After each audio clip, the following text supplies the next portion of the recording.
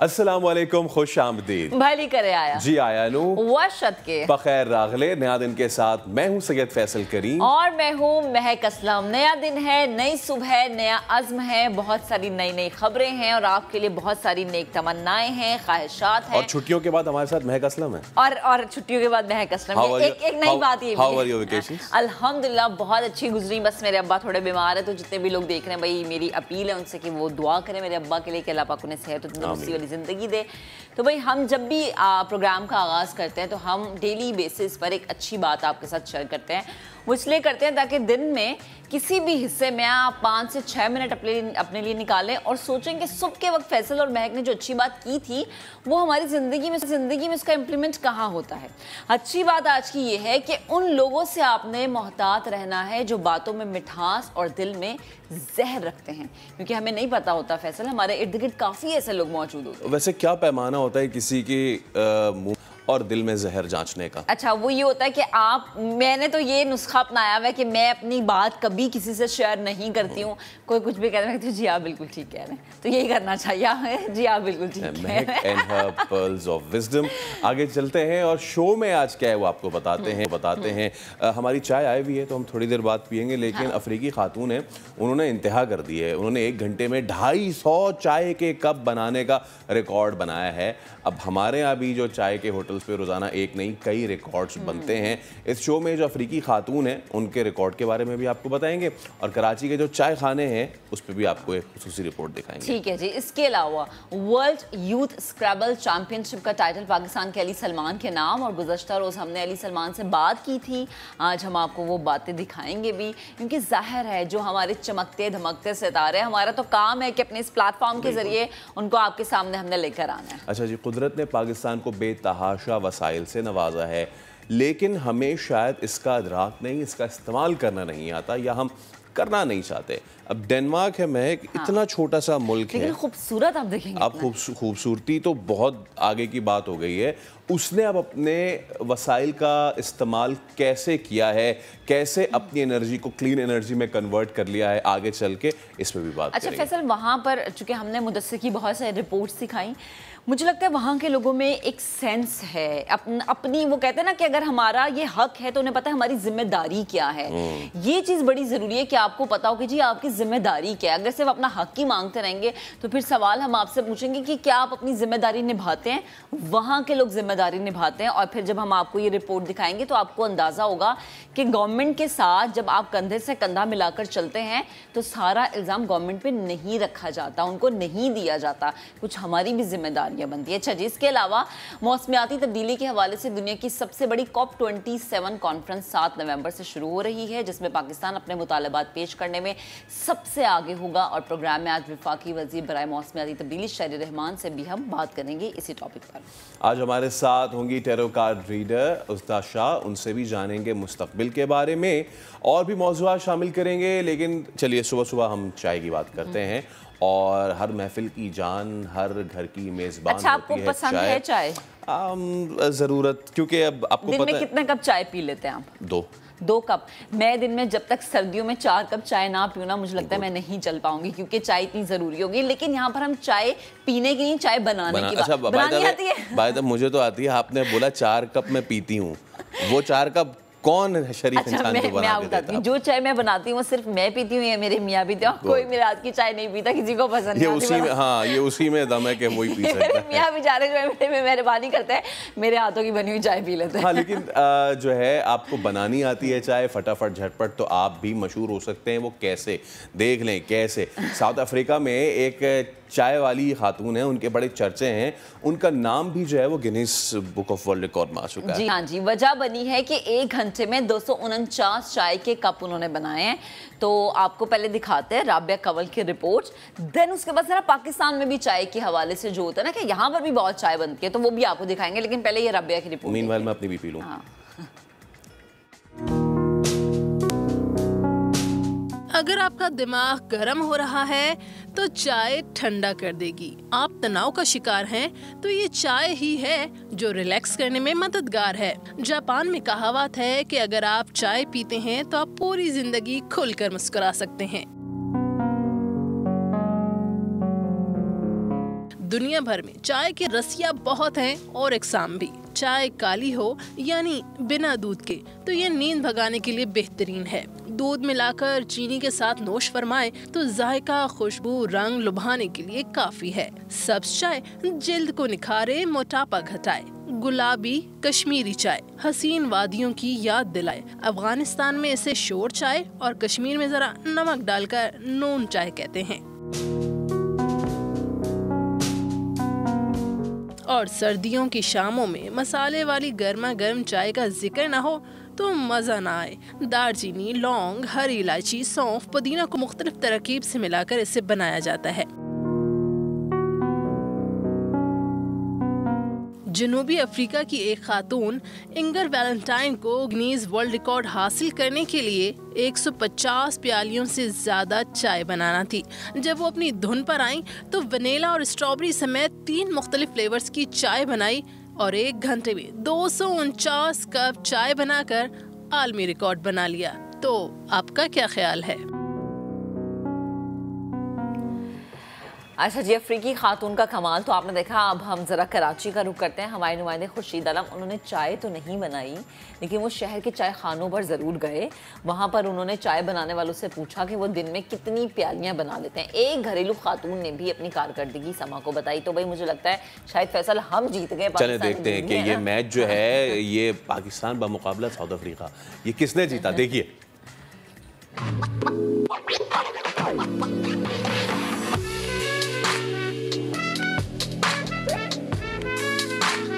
कराची में चाय सबसे ज़्यादा पिया जाने वाला मशरूब है, लेकिन कराची के चाय खानों में यौमिया कितनी चाय तैयार होती है ये हम मालूम करेंगे चाय खाने वालों से।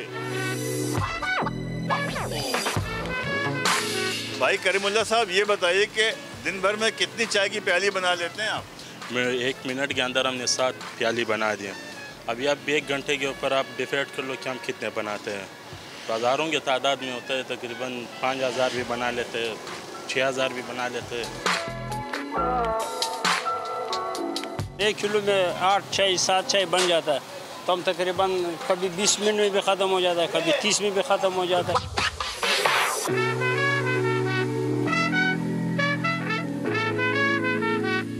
भाई होटल वालों ने तो बता दिया कि वो दिन भर में कितने कप तैयार करते हैं। मैं खातून के साथ मौजूद हूँ उनके बावर्ची खाने में और अंबर से हम पूछेंगे कि वो दिन भर में कितने कप बना लेती हैं चाय के। ये बताइए कि दिन भर में क्या औसत होती है आपकी? दिन भर में मैं खुद ही 5-6 कप तो पी लेती हूँ, और अगर हम मौसम के लिहाज से देखें तो ज़्यादा ही पी रहे होते हैं, और अदरवाइज़ अगर मेहमान आ जाएं तो हमारे यहाँ 50-60 कप तो बन ही जाते हैं नॉर्मली। इफ्तार का कोई प्रोग्राम हुआ, ईद बकरीद पे लोग आते हैं मिलने? बिल्कुल, इफ्तार का टाइम हो गया, मिलाद है, कुछ है, ईद बकरीद पे बहुत सारे लोग आते हैं, मेहमान गेस्ट आ रहे होते हैं, तो उनके लिए तो कंटिन्यूस बन ही रही होती है। कभी कभी 100 बन रहे होते हैं कप, तो इसमें क्या बड़ी बात है।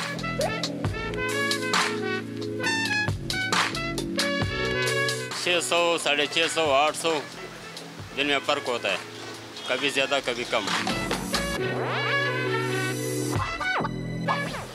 1 घंटे में 250 कप का रिकॉर्ड अपनी जगह, लेकिन हमारे हीरोज दिन भर में ऐसे कितने ही रिकॉर्ड बनाकर तोड़ चुके होते हैं, मगर उसका कोई रिकॉर्ड मुरतब नहीं होता।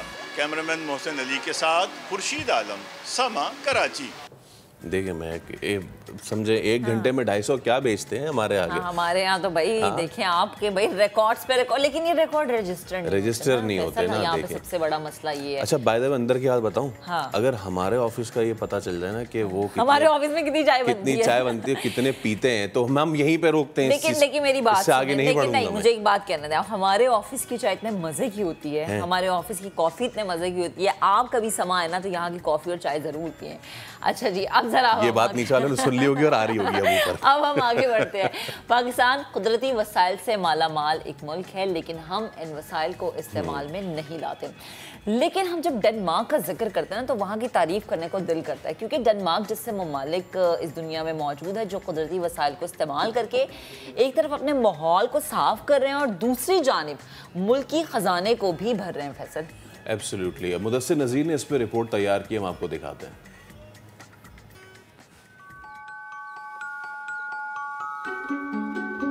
जो बोया जाता है वही काटा जाता है। बदकिस्मती से पाकिस्तान के पास सब कुछ होने के बावजूद कुछ भी नहीं। आज पाकिस्तान का तवानाई सेक्टर बिस्तरे मर्ग पर है।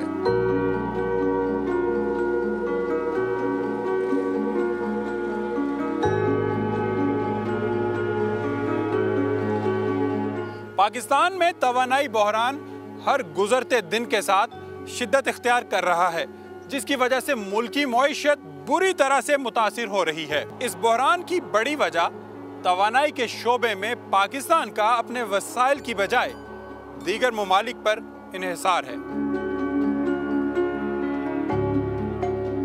नेपरा के आदादो शुमार के मुताबिक पाकिस्तान 57% बिजली महंगे फर्नेस ऑयल से हासिल करता है, 31% हाइड्रो से और सिर्फ 4% नॉन रिन्यूएबल एनर्जी से हासिल करता है।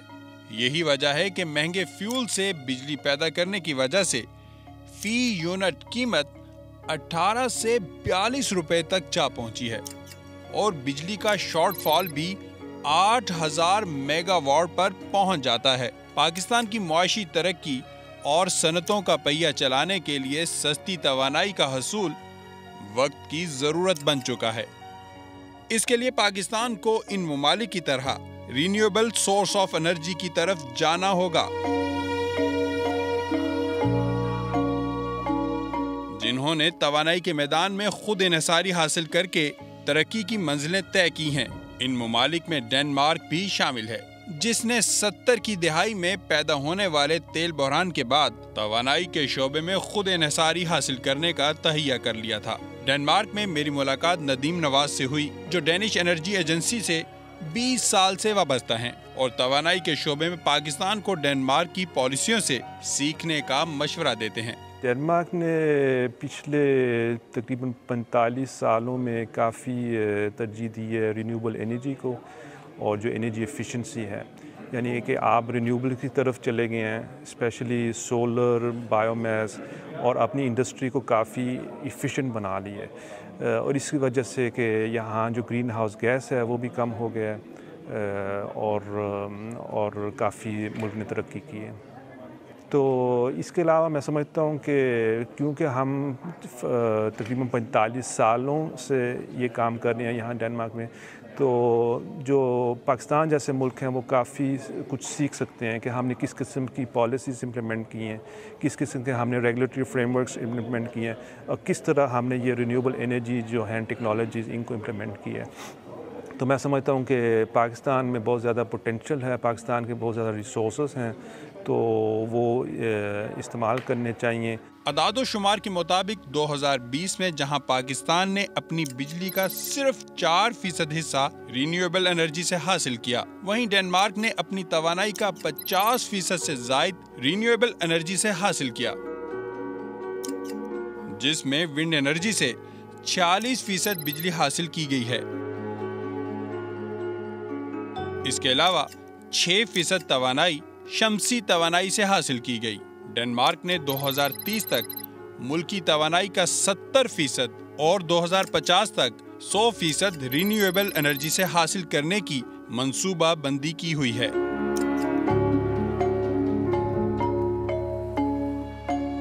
महले वकू के लिहाज से डेनमार्क एक जजीरा नुमा मुल्क है, यानी यहाँ पर हवा और पानी तो वाफिर मिकदार में है, लेकिन नॉर्थ पोल होने की वजह से इसका शमसी तवानाई पर इन्हिसार कम है। इसके बरक्स पाकिस्तान में साल भर सूरज आबोताब से चमकता है, लेकिन कुदरत की इस अजीम नेमत के बावजूद मुल्क में अंधेरों का राज रहता है।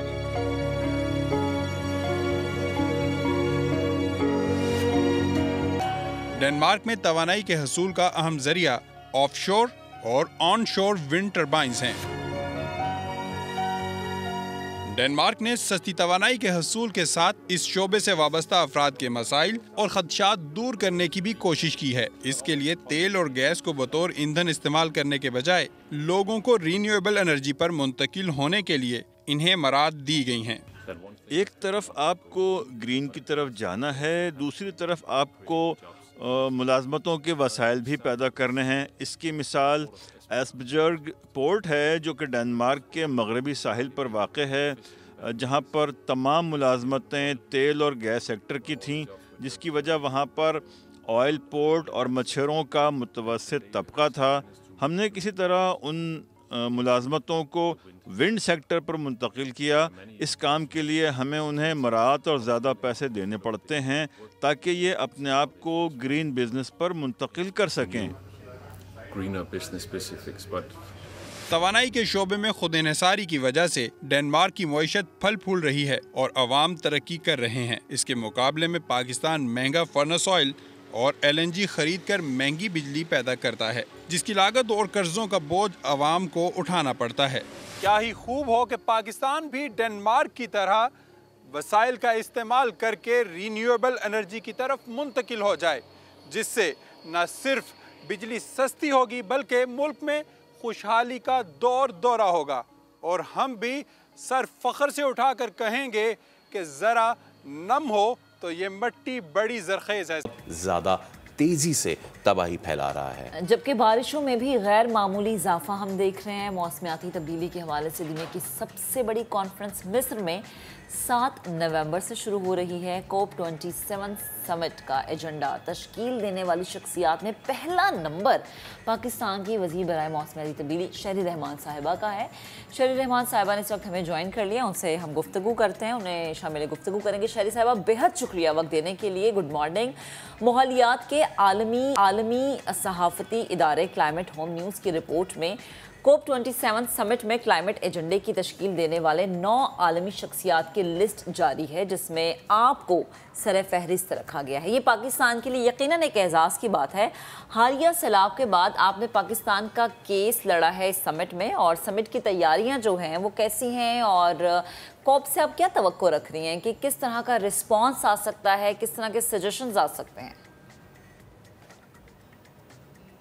COP27 असल में एक डिप्लोमेटिक फोरम है, क्लाइमेट डिप्लोमेसी का, यानी माहौलियाती सफारतकारी का फोरम है, जहां बहुत सारे ममालिक 100-150 तक ममालिक जो होते हैं वो आके अपने माहौलियात के हवाले से मसाइल भी बयान करते हैं, लेकिन एक ना एक कोई मुआहदा तय होता है जो ख़ास तौर से पेरिस एग्रीमेंट में हुआ था इस ग्लासगो कॉप, पिछली कॉप से पहले, कि जो तरक्याती ममालिक हैं और वो मदद करेंगे डेवलपिंग कंट्रीज़ की, तरक्की पजीर ममालिक की, और इस तरह मदद करेंगे कि उनकी ज़्यादा इस वक्त माहौलियाती जो गरमाइश है, ग्लोबल वार्मिंग जो है, उसके हवाले से उनका किरदार भी ज़्यादा है और उनकी पोल्यूशन भी ज़्यादा है। तो एक वहाँ प्रिंसिपल बना था कि जो ज़्यादा करेगा पोल्यूशन और या एमिशंस ज़्यादा करेंगे वो ममालिक जिनके पूरे हमारे मजमूई जो ग्रीन हाउस गैस एमिशंस का मजमूई एक तखमीना है, उसमें जिसका पल्ला ज़्यादा भारी है उसको उतना ही अपनी ज़िम्मेदारी समझ के तरक्की पजीर ममालिक जो नहीं इस्तेमाल करते, जो इतना नहीं इमिट करते, यानी कि पाकिस्तान है जो 1%, 1% से भी कम है जी। तो जब आप 1% से कम होते हैं तो आपके यहाँ जब गरमाइश बढ़ती है वो दूसरे ममालिक की वजह से। तो ये बात करने की है, और मुझे पता नहीं पहले क्यों नहीं की गई, लेकिन हमें बहुत ज़रूरी है कि हम ये एक मुकदमा लड़ें। ये मुकदमा ही है फ़िलहाल, इसके साथ कोई मतलब ऐसा सोने का ख़जाना नहीं है, इसके साथ कोई ग्रीन फाइनेंस ऐसी चीज़ नहीं है जिसमें बड़े पैसे पड़े हुए हैं, उसमें वैसे भी पैसे नहीं हैं। लोग कहते हैं कि हैं, लेकिन नहीं है। अब सूरत हाल ये है कि लेकिन आपने मुकदमा तो लड़ना होता है, अपनी बात भी करनी होती है, और जो ग्लोबल साउथ और नॉर्थ के ममालिक हैं वो मुआहदे करते हैं। इसमें बहुत सारे मुआहदों की पासदारी जो पहले हुए हैं उनकी भी अफसोस से मैं कहूँगी उनको पूरा नहीं किया गया। वो प्रॉमिसेस जो वादे थे कि जी हम इतना फाइनेंस करेंगे वो पूरे नहीं हुए, और कोई ऐसा मेकनिज़म नहीं है, कोई ऐसा तरीक़ेकार नहीं है, कोई अदालत नहीं है आलमी जहाँ ये इन्फोर्स हो सके, यानी कि इनको यकीनी बना सकें। कोई किसी ने वादा किया कि जी हम $100 मिलियन देंगे, आप उनको नहीं पाबंद कर सकते। तो पाबंद करने का कोई तरीक़ेकार नहीं है, कोई निज़ाम नहीं है। अच्छा शहरी मैम, जैसे कि आपने ख़ुद भी कहा कि दीगर ममालिक करते हैं ज़्यादा और हमारा इतना हिस्सा नहीं है कार्बन एमिशन में। सबसे ज़्यादा जहाँ कार्बन एमिशन होता है वो चीन, रूस, अमेरिका और भारत, लिहाजा हम जैसे ममालिक को भुगतना पड़ता है। तो और वो भी ऐसे कि कुदरती आफात की सूरत में, और हम भुगत भी रहे हैं। आलमी ताकतें ये नुक्ता मानती तो हैं, लेकिन वो अपनी जो ये अनसस्टेनेबल डेवलपमेंट है उसमें कमी नहीं करती हैं। तो पाकिस्तान COP27 में ये मुद्दा मनवाने में कामयाब होगा?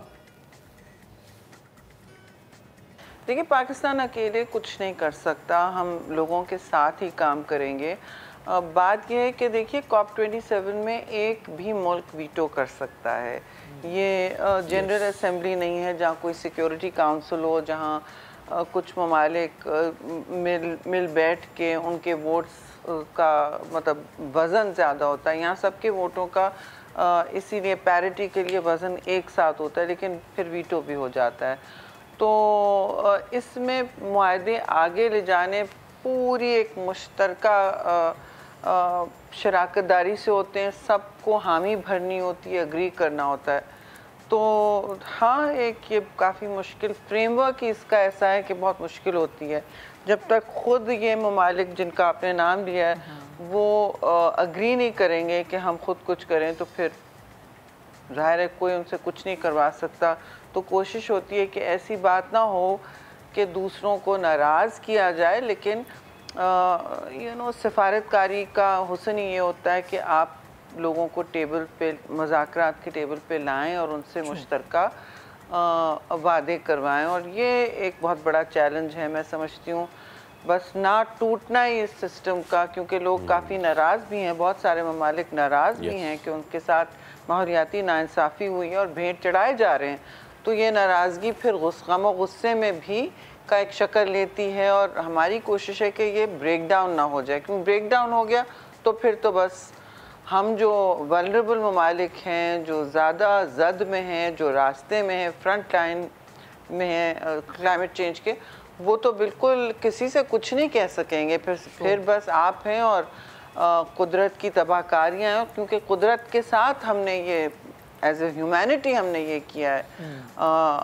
मखलूक़ात, अशरफुल मखलूक़ात ही ने ये किया है। हमने एक जंग छेड़ी है कुदरत के साथ, और कुदरत जवाब जब दे रही है तो हम उसका कोई मुकाबला नहीं कर सकते जी। तो अगर हम साथ नहीं हैं दूसरे ममालिक के, और कोई हमारे पास ऐसा आलमी फोरम नहीं है जहां हम हाईएस्ट लेवल पर एक अपने सरजमीन को बचाने की बात करें, तो फिर तो बहुत बुरा होगा सबके साथ। ठीक। अच्छा शरीफ साहिबा, दुनिया में माहौलियाती तब्दीली पर बहुत ज़्यादा तहकीक हो रही है, इस हवाले से बहुत से इक़दाम किए जा रहे हैं। पाकिस्तान में माहौलियाती तब्दीली के हवाले से कोई ख़ास इक़दाम देखने में नहीं आ रहे। आपका नहीं ख्याल है कि गवर्नमेंट को स्कूल्स में प्राइमरी लेवल से ही जो है इसको निसाब का हिस्सा बनाना चाहिए, ताकि एक छोटी उम्र से ही शऊर पैदा होना शुरू हो जाए? जी बिल्कुल, बच्चों को तो मैं समझती हूँ वैसे ही कुछ शऊर है। ये हमारा जनरेशन है जिसकी ये नाकामियां हैं। बच्चों को शऊर मगर फिर भी देना चाहिए एक फॉर्मल तरीके से। तो हमने तो रिक्वेस्ट किया है हर सूबे के एजुकेशन डिपार्टमेंट से कि वो अपने निसाब में इस बात को लाएं और इसको एक मेन स्ट्रीम करें। बाकी जो आप इक़दामात की बात करें, इक़दामात हमारा काम जी एज अ फेडरल इदारा 18वीं तरमीम के बाद वहाँ तक महदूद है कि हम 25 इंटरनेशनल ट्रीटीज़ में मुँह देते हैं, वहाँ लोगों के साथ नेगोशिएट करते हैं। किसी भी वक्त साल के 2 ट्रीटीज़ के कोई हिस्से चल रहे होते हैं किसी ना किसी मुल्क में, उस पर कन्वेंशन चल रहा होता है, या वो आगे ले जाया जा रहा होता है, या वादे किए जा रहे होते हैं, मुआहदे हो रहे होते हैं। तो कम से कम 2 अफसर वहाँ मुंतकिल होते हैं और ये लीगल इनके फ्रेमवर्क्स होते हैं, काफ़ी पेचीदगियाँ होती हैं। तो हम वो करते हैं, हम दूसरे बाकी मुल्क के लिए पॉलिसी भी बनाते हैं, लेकिन नेशनल पॉलिसी आपको पता है सूबों को पर पाबंदी नहीं है कोई कि उसको वो अडॉप्ट करें। लेकिन जब से हमारी हुकूमत आई है, क्योंकि हमने काफ़ी कोऑपरेशन की है, क्लाइमेट काउंसिल को भी बुलाया जिसमें पहली दफ़ा सूबों की शराकत दारी, सबको वेलकम किया, हर टास्क फोर्स में इंक्लूड किया जिसकी भी हुकूमत हो, इसमें कोई तफरीक नहीं होती। फंडिंग में भी हमने जो इंटरनेशनल डोनर्स के थ्रू आती है, हमारे थ्रू जितनी भी आए, कम हो जितनी भी, हम चारों सूबों को उनके प्रोजेक्ट्स के मुताबिक भेजते हैं। अगर किसी सूबे ने प्रोजेक्ट बनाया है, उनको फंडिंग की ज़रूरत है, तो हम उनके बिल्कुल रास्ते में क्या बल्कि हम उनकी मदद करते हैं, चाहे केपी हो, बलूचिस्तान हो, पंजाब हो, सिंध हो, गिलगित बल्तिस्तान हो, तो ये आज़ाद जम्मू एंड कश्मीर, सबको एक ही तरह से हमारी फंडिंग और एनओसीज़ वगैरह हमारे इख्तियार में ये होती हैं जी। तो वो हम दे देते हैं और कहते हैं कि क्योंकि पहले ये कंप्लेंट थी दूसरे सूबों को जिनका सियासी, जिनकी शराकत दारी कौमी धारे में नहीं थे, सिंध मसलन बिल्कुल अलग खड़ा था और उसको अलग किया भी गया। लेकिन अब हम किसी भी हुकूमत, हर चीफ सेक्रेटरी, अगर चीफ मिनिस्टर नहीं आना चाहते तो हम चीफ सेक्रेटरी से डील करते हैं और उनको ग्रीन लाइट करते जाते हैं जी, उनके जितने भी इंटरनेशनल प्रोजेक्ट्स और परमिशंस होती हैं जी। अच्छा, आखिर में मुझे ये बताइएगा मैम कि मौजूदा सैलाब के बाद जो माहौलियाती तब्दीली पर काम करने के लिए हुकूमत ने विलिंगनेस भी शो की है, तो तरजीही बुनियादों पर कोई बजट इस पे या कोई मंसूबा इस हवाले से तश्कील दिया गया ताकि आगे आने वाली चीज़ों के लिए हम कोप अप कर सकें? कल भी आपने देखा होगा, हमने प्रेस कॉन्फ्रेंस की कराची में, कॉमर्स मिनिस्टर, हमने इस वक्त हम एग्रीकल्चर रिकवरी पर, लोगों के घरों पर फोकस कर रहे हैं। अब कोई 21, 20, 22 हफ्तों तक तो हम रिलीफ एंड रेस्क्यू, मुल्क के सबसे तवील रिलीफ एंड रेस्क्यू ऑपरेशन में थे। 33 मिलियन लोग मुतासर हुए थे, जो 3 यूरोपियन ममालिक के बराबर हैं, कि पॉपुलेशंस के बराबर हैं जी, बेल्जियम, डेनमार्क, स्वीडन के बराबर हैं। तो आप सोचें, इतना बड़ा ऑपरेशन अकेले तन्हा किसी मुल्क को करना, ठीक है, हमें लोगों ने आके मदद की, सिविल सोसाइटी ने, पाकिस्तान की बहुत मदद की और हमारे यूएन सिस्टम और दूसरे डेवलपमेंट पार्टनर्स ने भी की। लेकिन उनके लिए भी आपने देखा होगा, हमारा एक वीडियो है यूएन सेक्रेटरी जनरल का जिसमें वो आके कहते हैं कि मैंने सारी ज़िंदगी ये काम किया और मैंने कभी इस सतह की तबाहकारी नहीं देखी। क्लाइमेट कार्नेज बोला उन्होंने, I have never seen climate carnage on such a scale. तो इसको हम संभाल रहे हैं जितना संभाल सकते हैं। लोगों की इस वक्त ज़रिया माश का भी बहुत बड़ा मसला है, फिर सर्द मौसम आ रहे हैं, उनको 7-8 मिलियन लोग अभी भी बेसरो सामान हैं और हम उनको बेयार मददगार नहीं छोड़ सकते। खैबर पख्तूनख्वा में भी लोग हैं, अब हम उन सबका काम कर रहे हैं। हमारे पास टाइम नहीं है जी शॉर्ट या लॉन्ग मार्चेस करने का, और we have to keep on managing. आज भी एग्रीकल्चर पे मुस्तकिल मीटिंग हो रही थी और अभी भी मेरे कल। ठीक है शरी साहिबा, बेहद शुक्रिया हमारे साथ मौजूद थी, गुफ्तगू कर रही हैं आपने हमें। आगे बढ़ते हैं, ज़रा चमकते धमकते सितारों की बात करेंगे जिन्होंने नाम बहुत रोशन किया है पाकिस्तान का। एजाज़ का दिफा, वर्ल्ड यूथ स्क्रैबल चैम्पियनशिप का टाइटल एक बार फिर पाकिस्तान के नाम। पाकिस्तान की मेज़बानी में खेला गया online world youth scrabble cup 2022 Pakistan के 16 साल अली सलमान ने जीत लिया है।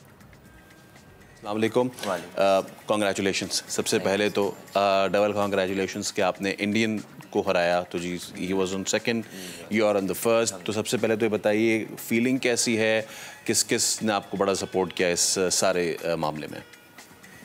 ऑब्वियसली बहुत ज़्यादा स्पेशल फील कर रहा हूँ बिकॉज 2-3 साल से लगातार मेहनत कर रहा था इस वर्ल्ड चैम्पियनशिप के लिए। और हाँ, अप्स एंड डाउन्स थे बहुत ज़्यादा, क्योंकि चैम्पियनशिप के मतलब इम्पॉर्टेंट डे पे मैं बहुत ज़्यादा डाउन हो गया था। मतलब इस सेकंड लास्ट डे पे तो बहुत ज़्यादा 5 मैच हार गया था मैं उसमें लगातार एक साथ।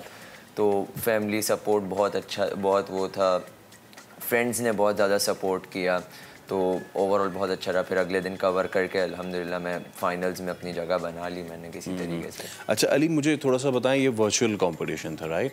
तो एक लेमैन की अंडरस्टैंडिंग के लिए कितने कंट्रीज़ थे, कितने पार्टिसिपेंट्स थे और कितने पार्ट्स में ये चैम्पियनशिप होती है? 16 कंट्रीज़ टोटल थी, जिसमें 86 पार्टिसिपेट कर रहे थे। 2 ग्रुप्स में खेला गया था, मतलब 2 हिस्सों में खेला गया था टूर्नामेंट ये। तो फर्स्ट ग्रुप स्टेज था जिसमें 36 मैचेस थे टोटल, जिसमें से टॉप 10 मतलब फाइनल के लिए क्वालिफाई होने थे। तो फिर फाइनल राउंड हुआ, उसमें 14 मैचेस हुए और फिर विनर उसमें से जस्टिफाई हो गया। ओके और अब आपके जो पहले राउंड से दूसरे राउंड में आने तक कितने पार्टिसिपेंट्स रह गए थे? 10 पार्टिसिपेंट्स बाकी थे ना, 86 में से 10 आ गए थे फाइनल राउंड में, फिर उन 10 में आपस में खेला और आपस में उसके फिर जो मैचेस हुए फिर उसके बुनियाद पे पॉइंट सिस्टम क्या होता है, कैसे पता चलता है कि जी ये हो गया आपका पॉइंट? और ये आप मैच विन करते हैं तो आप कितने स्प्रेड से, मतलब कितने डिफरेंस से विन करते हैं, वो बेसिकली आपके पॉइंट्स होते हैं। फिर आखिर में वो कंबाइन होकर एक टोटल पॉइंट्स बन जाते हैं। जैसे मेरा टोटल स्कोर था, मतलब मैं 10 मैचेस जीता था और मेरा टोटल स्प्रेड 850 प्लस था। तो अच्छा, और इसमें अब ये मैं थोड़ा सा गेम बताएगा। Scrabble is you know all about making the words and all. तो एक वर्ड बनाने पे कोई मार्क मिलता है या कई वर्ड्स बनाने पे स्कोर? इसकी ज़रा मुझे बताएं। हर लेटर का एक डिफरेंट स्कोर वो डेजिग्नेट होता है, मतलब जैसे जेड का एक 10 स्कोर हो गया, ए का 1, बी का 3, सो ऐसे डिफरेंट स्कोर्स होते हैं। तो फिर ये आप स्कोर्स कैलकुलेट करते हैं और फिर बोर्ड की सिचुएशन के हिसाब से, जैसे अगर डबल लेटर है तो वो लेटर जो है वो डबल हो जाएगा, सो उस हिसाब से टोटल स्कोर बनता है और फिर आखिर में वो सब कैलकुलेशंस होती हैं। तो इससे मैथमेटिक्स स्किल्स आपके बहुत अच्छे होते हैं। और ज़रूरी नहीं कि कोई वर्ड आपने लेटर आपने शुरू से ही करना है, कोई बीच का भी उसमें हो सकता है और वहाँ से भी बना सकते हैं इसको, है ना? आपके पास 7 टाइल्स आते हैं और उस 7 टाइल्स में से आपको जो भी वर्ड समझ आ रहा है, जैसे BAT समझ आ गया, आपने वो खेल दिया, so anything it goes anyway. लेकिन कोई ऐसी रिस्ट्रिक्शन होती है कि जैसे आपने मुझे जेड बताया, तो अब ऐसी रिस्ट्रिक्शन होती है कि जी जेड से कोई वर्ड बनाना है? आई वंडर के जेड से कोई वर्ड जू के अलावा। I am sorry, I am not a scrabble player, लेकिन प्लीज़ मुझे इसमें बताइए। जेड से स्टार्ट भी हो सकते हैं, एंड भी हो सकते हैं, वो आपके उसके हिसाब से होता है। चलिए, ये आपने अच्छी बात बताई। अच्छा अली, हमने देखा है कि इस तरीके के जो माइंड गेम्स होते हैं, ये तो एक स्क्रैबल है, इस तरह स्पेलिंग बी होता है, तो उसमें साउथ एशियन रीजन की अगर मैं बात करूँ तो उसमें इंडिया बड़ा आगे है, ठीक है। हमारे यहाँ, जैसे आप मेरे साथ एक टैलेंट बैठे हैं, हमारे यहाँ का टैलेंट कैसा है अगर कंपेयर करें दीगर कंट्रीज से? हमारा यूथ टैलेंट बहुत अमेजिंग है, माशाल्लाह। हमारे बीच एक ऐसे प्लेयर भी हैं जिन्होंने मतलब वर्ल्ड रिकॉर्ड बनाया हुआ है, 2 मरतबा यूथ चैम्पियनशिप जीती हुई है। वो सैयद इमाद अली, वो लास्ट ईयर भी जीते थे और वो मेरे ख्याल से 2019 में भी वर्ल्ड यूथ स्क्रैबल चैम्पियन बने थे। सो बहुत अच्छा टैलेंट है। और इसके अलावा हशाम हादी खान मेरे साथ फाइनलिस्ट थे, वो असल में थोड़ा हार गए थे, वो तो 3rd वो आए। सो यूथ का हमारा टैलेंट बहुत। सो यू आर सेइंग कि पाकिस्तान फर्स्ट आया? पाकिस्तान फर्स्ट आया। पाकिस्तान मतलब नहीं, टीम के हिसाब से देखा जाए तो पाकिस्तान वाज फर्स्ट। इंडिविजुअली अगर देखा जाए तो पाकिस्तान के टोटल 3 प्लेयर्स फाइनल्स में आए थे। मैं फर्स्ट था, हशाम हादी 3rd और मेरा भाई अफान सलमान वो 7th थे। वाह, अच्छा ये आपने अब बात बताई ना, जब मैंने आपसे पूछा सपोर्ट कहाँ से मिली, तो ये असल सपोर्ट मिली। मुझे बताएं कि स्कूल में आपको कैसे कॉन्ग्रेचुलेट किया? और क्योंकि अब हमारे पास जब हमारे कोई कंपटीशन होता था, कोई डिबेट कंपटीशन, कोई हम छोटा मोटा भी विन कर लेते थे तो स्कूल भाई बड़ी वाह होती थी। तो मुझे ज़रा बताएं वहाँ का क्या सीन? हमारा स्कूल जाफ़र पब्लिक स्कूल असल में, तो बहुत ज़्यादा सपोर्ट मिलती है वहाँ से। मतलब हर छोटी से छोटी अचीवमेंट को भी वो रिकग्नाइज़ किया जाता है। और अब स्कूल गया नहीं, मतलब कल खेल के आया और फिर आज मैं आपके पास बैठा हुआ हूँ। सो अब स्कूल जाऊंगा तो फिर अलग ही माहौल होगा, बस इसके लिए एक्साइटेड, अलग से एक एक्साइटेडनेस है मतलब। ज़बरदस्त। अच्छा, अब आगे क्या कंपटीशन है और क्या एक्सपेक्टेशन है आगे? अब हमने ये यूथ चैम्पियनशिप खेल ली, अब नवंबर में ही, मतलब मिड नवंबर में इंशाल्लाह अगर वीज़ा लग गया तो इंडिया जाने का प्लान हो रहा है एशियन यूथ स्क्रैबल चैम्पियनशिप खेलने के लिए। सो उसके लिए अब वापस तैयारी शुरू कर दिया, मतलब अब फ्लो बना हुआ है तो करते रहेंगे इंशाल्लाह। सो अब तैयारी कर रहे हैं उसके लिए भी और होप फॉर द बेस्ट। अच्छा, वैसे जब भी कोई इस तरह का स्पोर्टिंग टैलेंट आता है हमारे पास, तो हम उससे मैं ज़रूर ये पूछता हूँ कि जी देखें, आप क्रिकेट मैच हैं, हॉकी मैच हैं, तो आप पढ़ाई अपनी कैसे लेके चलते हैं, लेकिन ये जो गेम्स हैं ये तो आपको पढ़ाई में कितना एड करते होंगे? हाँ, ये आपकी वो वोकेबलरी में इजाफा करते हैं। और दूसरी बात, मैथमेटिक्स, आपके स्किल्स अच्छे होते हैं, आपके वो आपका यार स्ट्रेटजी बहुत स्ट्रेटेजिकल बेस्ड होता है, तो आपके माइंड स्किल्स भी बहुत शार्प हो जाते हैं। सो काफ़ी हेल्प हो जाती है पढ़ाई में भी। चलें, and how are you in studies? पहले अच्छा हुआ करता था, अब एवरेज हो गया हूँ, लेकिन पहले अच्छा हुआ करता था। चले, हम उम्मीद करते हैं कि आपकी पढ़ाई, आपका ये स्पोर्ट्स, ईच एंड एवरीथिंग जो भी आप करें, उससे ना सिर्फ आपका, आपके स्कूल, आपके पेरेंट्स का, बल्कि मुल्क का भी इसी तरह नाम रोशन होता रहा। बहुत शुक्रिया।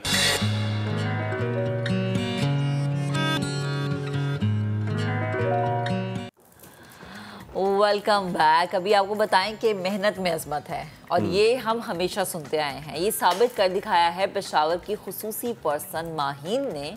लाइब्रेरी साइंस में गोल्ड मेडल हासिल किया उन्होंने। आला तालीम में सोने का तमगा हासिल करने के बावजूद मुस्तकबिल से मायूस हैं। ये वजह क्या है, इरफान मूसादई की रिपोर्ट में देखते हैं। पेशावर यूनिवर्सिटी का कॉन्वोकेशन हॉल उस वक्त तालियों से गूंज उठा जब लाइब्रेरी साइंस में गोल्ड मेडल हासिल करने वाली माजूर तलबा मेडल लेने आई।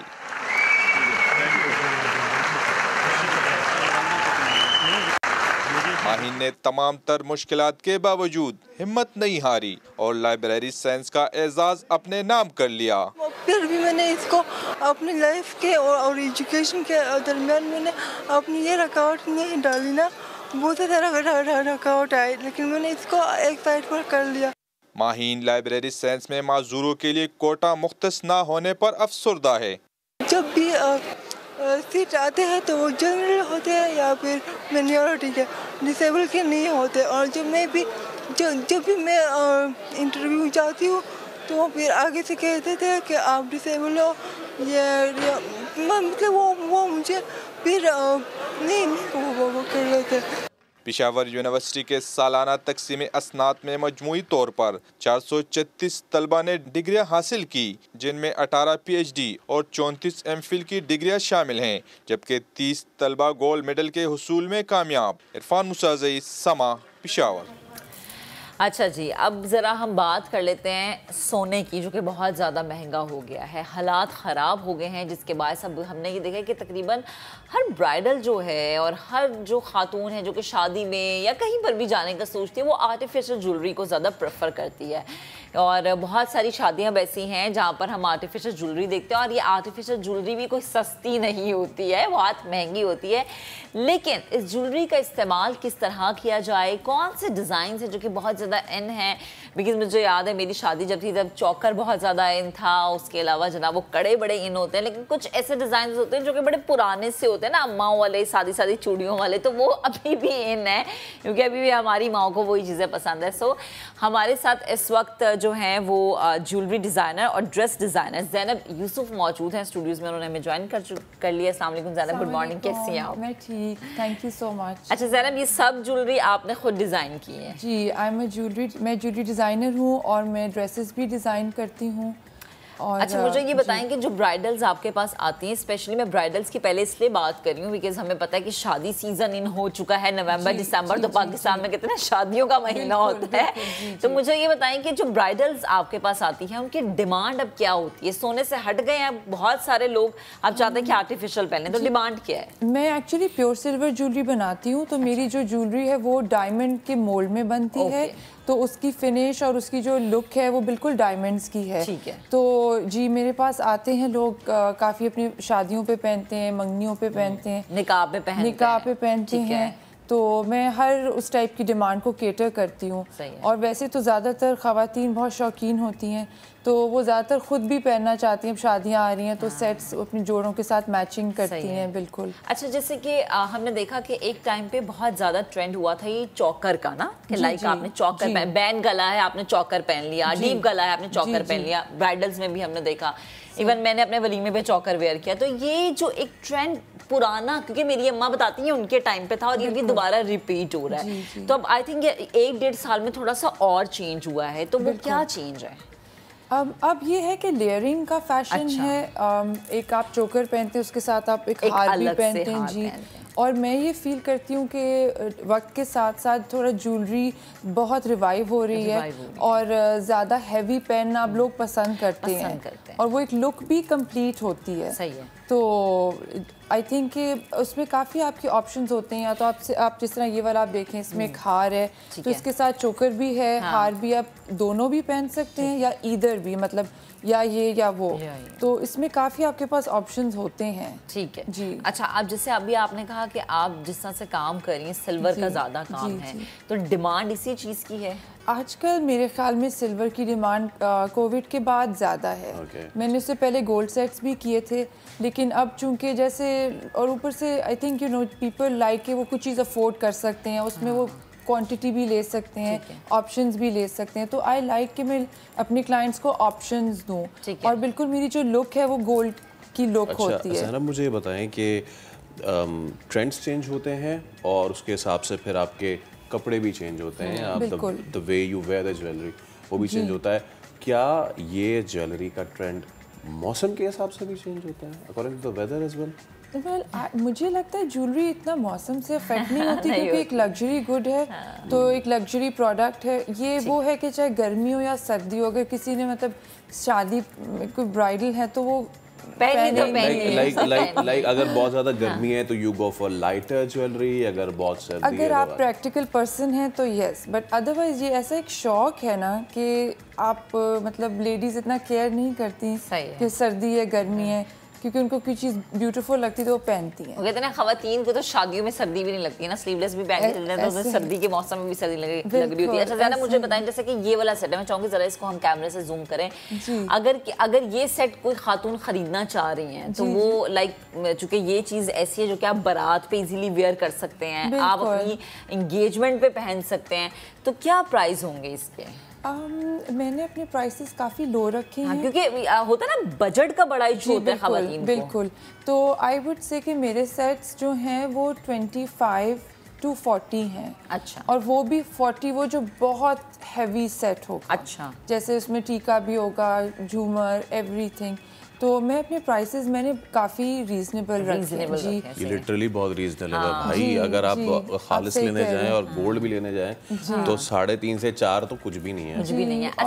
अच्छा ज़रा एक और चीज़ मुझे बताएंगी, जो बड़ी बड़ी रिंग्स है, मेरी अम्मी को बड़ा शौक है बड़ी रिंग्स पहनने का, ये बहुत पुराना ट्रेंड है ना, लेकिन ये अभी तक चलता आ रहा है, तो क्या रिंग्स के डिज़ाइन में भी कुछ चेंजिंग्स आती हैं, या कोई लड़कियाँ आपके पास लेकर आती हैं जैसे कॉइन रिंग्स होती हैं, अक्सर रिंग होती है जिस पे क्वीन बनी हुई है, या कोई आपके नाम का अल्फाबेट लिखा हुआ है, तो इस तरह की भी डिमांड्स होती हैं? जी, काफ़ी लोग ट्रेंडी चीज़ें लाते हैं, और ज्वेलरी एक ऐसी चीज़ है जो इंटरनेशनल ट्रेंड से भी इन्फ्लुएंस होती है, क्योंकि इतना यूनिवर्सल एक है ना, मतलब एलिमेंट है।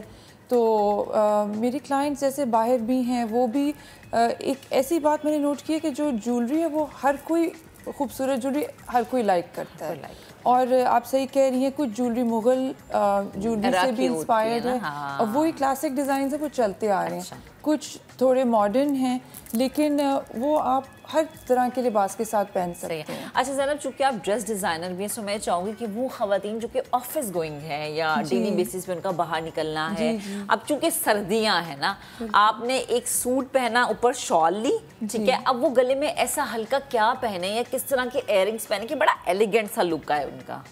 मेरे पास उस टाइप की बहुत चीज़ें हैं, एक छोटा पेंडेंट हो जाए, ठीक है, और टॉप्स हो जाएं छोटे, अगर वो जूम इन करेंगे तो एक सॉलिटेयर के टॉप्स यहाँ पे होंगे, तो वो एक ऐसी क्लासिक चीज़ है कि आप अगर सुबह काम के लिए पहन के निकलें, उसके बाद अगर कोई फ्रेंड एकदम लंच पे बुला ले तो आप सॉर्ट ऑफ रेडी हैं लंच के लिए भी।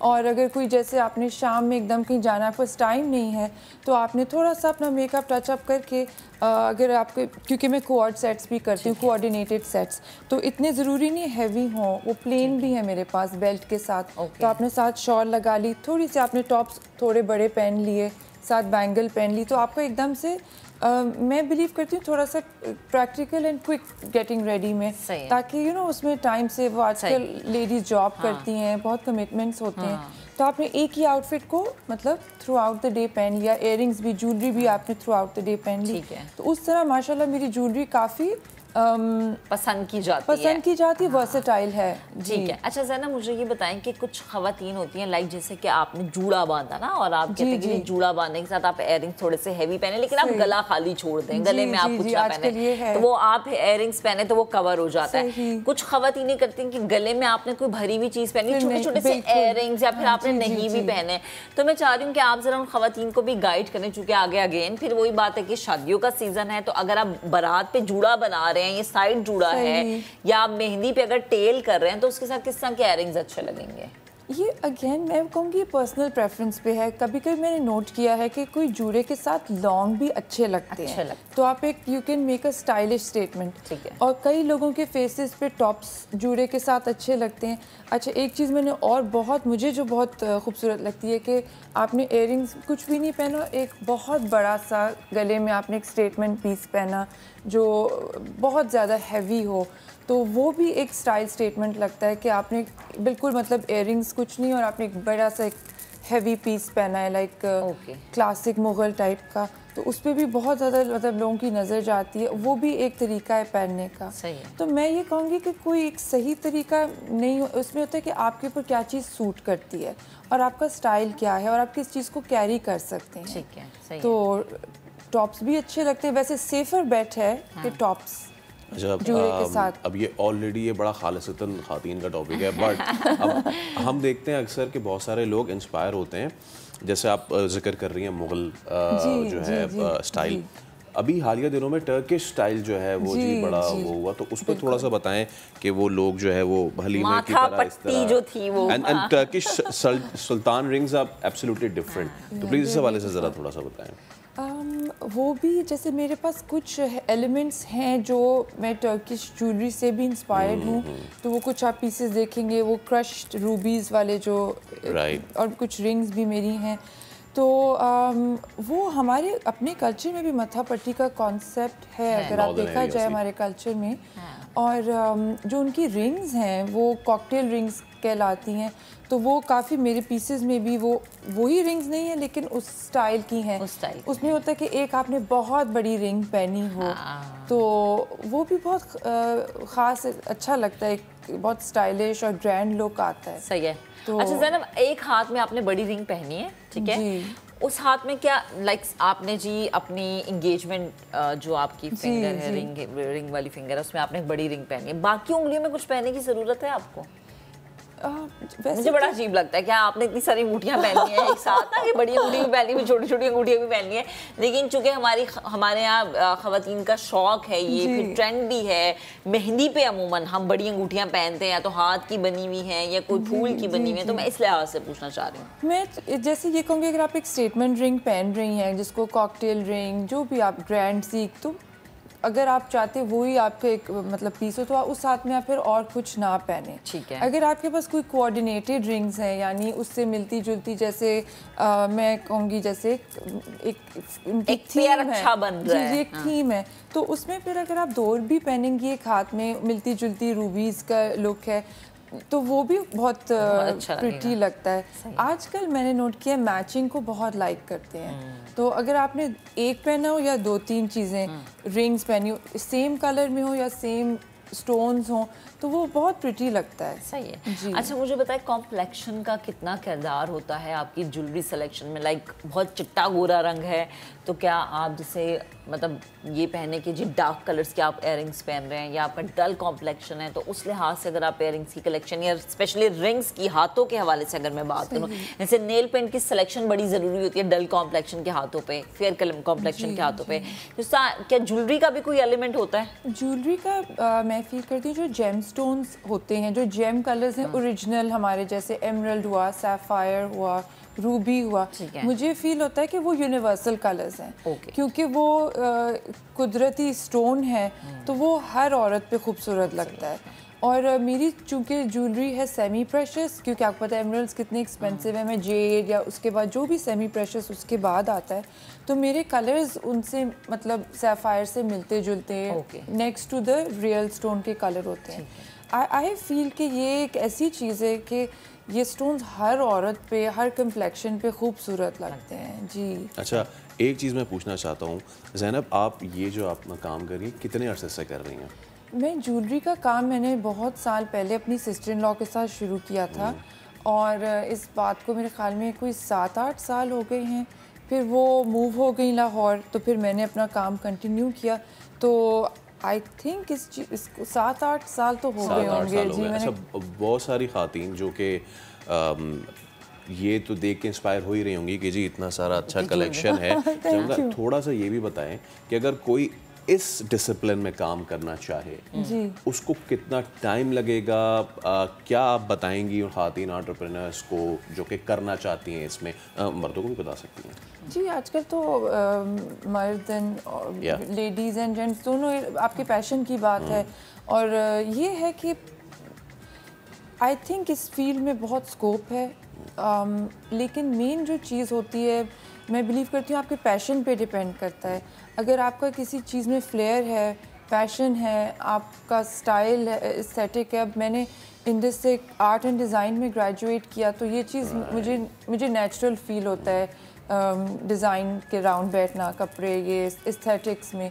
तो इसमें यह है कि आपको ज़ाहिर है कोई भी फील्ड हो उसमें आपको अपना 100% देना होता है और बहुत मेहनत होती है, क्योंकि इसमें ऑर्डर्स, ये एग्जिबिशंस, तो मैं सब चीज़ अभी तक सिंगल हैंडेडली कर रही हूँ।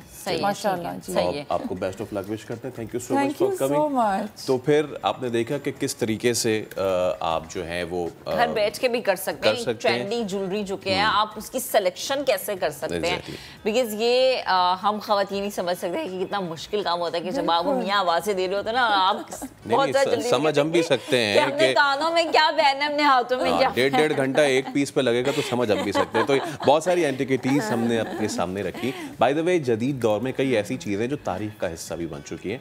कराची की एक ऐसी मार्केट जिसमें दाखिल होते ही आप कदीम दौर में चले जाते हैं। अच्छा जी, शयान सलीम के साथ इस अनोखी मार्केट का दौरा करते हैं, सैर करते हैं। तो आज चलते हैं शयान सलीम के साथ।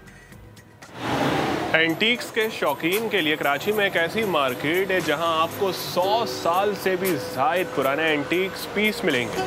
जिस तरह हीरे की कदर जौहरी जानता है, इसी तरह अगर आपको एंटीक्स की पहचान है तो आपके लिए यहाँ पर खजाना मौजूद है। इस मार्केट में क्या कुछ मिलता है, देखते हैं।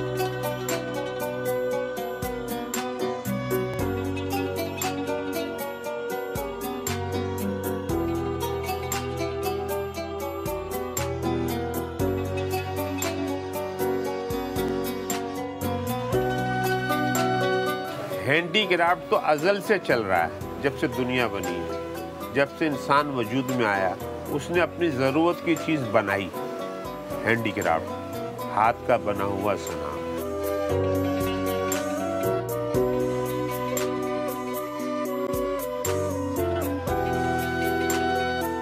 बहुत से आर्ट ऐसे हैं जिसकी परतशिश की जाती है। पूजा, बुद्धा की स्टेचू है या हिंदू पीरियड में कोई चीज़ है, उसकी परतशिश होती है।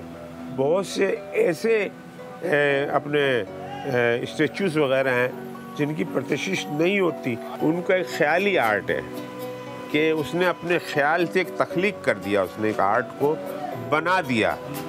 अब उससे हम ये कहें कि ये ज़रा दोबारा बनाना, वो नहीं बना सकता, वो खुद भी नहीं बना सकता।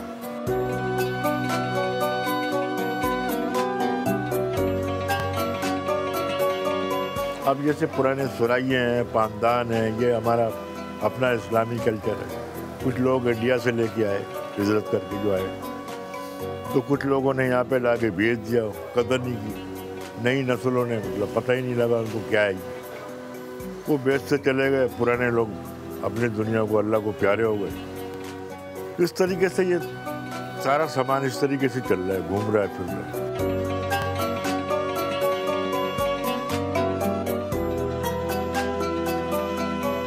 ये नसीहत है, कल कहाँ पड़ा था, आज कहाँ पड़ा है।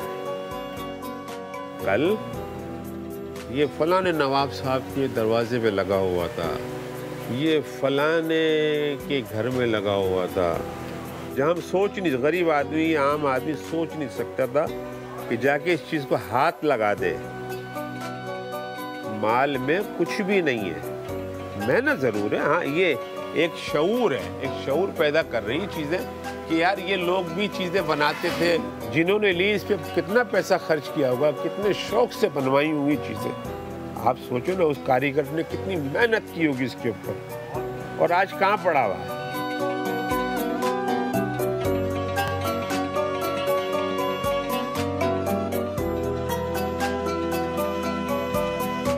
तो 100-200 गोरे इस पट्टी पे चलते थे और 100-200 गोरे ऐसे चलते थे। तो इनका ये मरकज़ था शेरेडन, हॉलिडेन, मतलब मेट्रोपोल, ये यहाँ से सब आते थे और ये सीधा पैराडाइज होटल तक बस। तो यहाँ पे जो इनकी एंटिक की चीज़ें थी, जो पुरानी कदीमी चीज़ें थी, वो सारी इसी पट्टी में बिकती थी।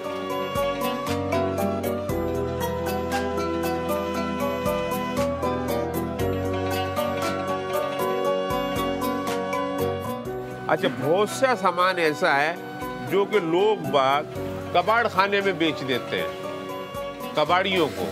हम वहाँ से उठा के लाते हैं ये चीज़ें, कबाड़ खानों से लेकर आते हैं, इनको बचाते हैं, इसकी हिफाजत करते हैं कि यार ये ज़ाया हो जाएगा, इसको तोड़ा मार देंगे, गला देंगे, तोड़ देंगे। हम पैसा खर्च करके इसको लाते हैं, यहाँ रखते हैं, इसको सजाते हैं, साफ करते हैं, फिर इसको बेचते, अपनी रोज़ी करते हैं। अब तो ये है कि बिकता कम है, आता भी कम। हम लोग शौकीन रहे नहीं है। अब हर चीज़ जो है ना वो उनको प्लास्टिक की और फाइबर की चाहिए। ये कॉपर में, ये ब्रॉन्ज में, ये ब्रॉन्ज में है। अब ब्रॉन्ज के अंदर भी इसमें सोना चांदी हर चीज़ मिली हुई होती है, उसको भी लोग नहीं समझते। तांबे पीतल में सोना चांदी मिलाते थे, जैसे कासा है, कासी है, उस जमाने में लोग खाते थे, पीते थे, गिलास है, पानी के कटोरे हैं। सामान ये छोटे मोटे आदमियों का काम नहीं है बेटा। उस दौर में भी छोटा आदमी बेचारा वो सिर्फ बना के दे देता था, या वो अपने लिए नहीं कर सकता था। ये साइंसी नहीं है, ये दिमागी है, दिमाग जहन से उसने बनाया, अपने दिमाग से काम किया है। ये मैंने बना दिया ना, मैंने अगर 10 साल पहले, 20 साल पहले प्लेट बनाई है, 20 साल बाद ये प्लेट में खुद नहीं बना सकता। मेरे हाथ में लर्जा है, मेरा हाथ काम नहीं करेगा, मेरी नजर नहीं दिखेगी इतना बारीक काम करने के लिए, मुझे नजर चाहिए, मेरे पास नजर नहीं है। मैं कैसे बनाऊंगा? ये बन गई बस, मैं ही नहीं बना सकता, दूसरा क्या बनाएगा।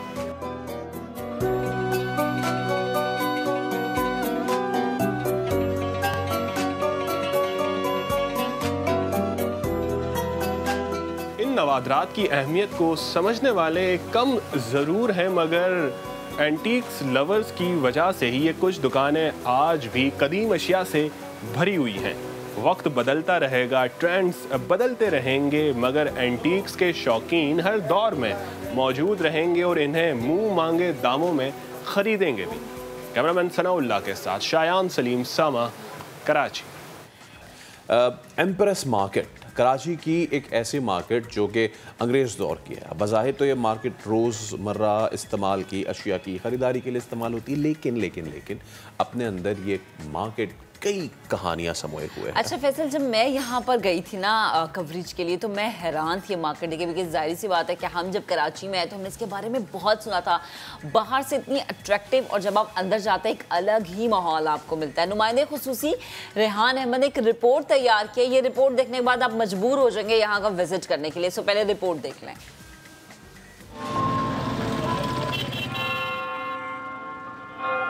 एम्प्रेस मार्केट कराची 100 साल से ज़ायद अरसा गुजर जाने के बावजूद मुल्क के सबसे बड़े शहर कराची में मौजूद लाखों इमारतों में आज भी अपनी एक इनफरादी पहचान रखती है।